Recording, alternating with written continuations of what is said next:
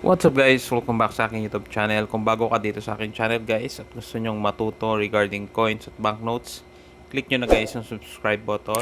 Pakiclick na rin guys yung notification bell para updated po kayo sa mga videos na i-upload ko. So ngayon guys, ang pag-usapan naman natin is itong mga silver coins na USPI po.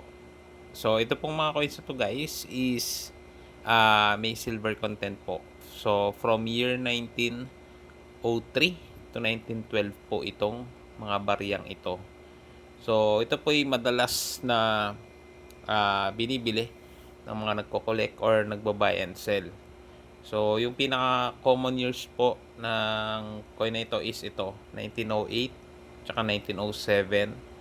Then, yung medyo mataas po yung value is 1911, 1912, at tsaka po 1906. So, pagdating naman po sa ah, 1906 guys, may mga iba kasing coin na replica nito. So, mag-iingat po kayo pagdating po sa mga ganitong coins, no.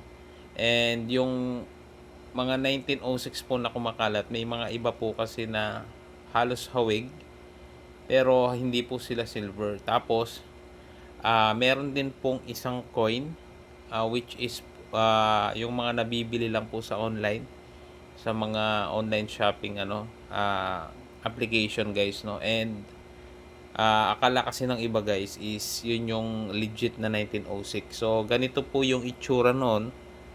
And kung mapapansin nyo po, pwede nyo naman pong i-compare, no, or check nyo po yung isang video ko, which is ito kasi guys is fake.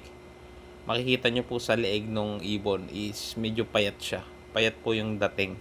Sa original po kasi, yun, kahit yun lang po yung basis ninyo guys, no. Sa original po kasi is kumbaga proportion, no, yung sa part ng leeg niya, hindi siya parang payat pagdating po sa leeg nitong parang siya guys, no, parang bibe, parang ganun siya kasi payat yung leeg niya.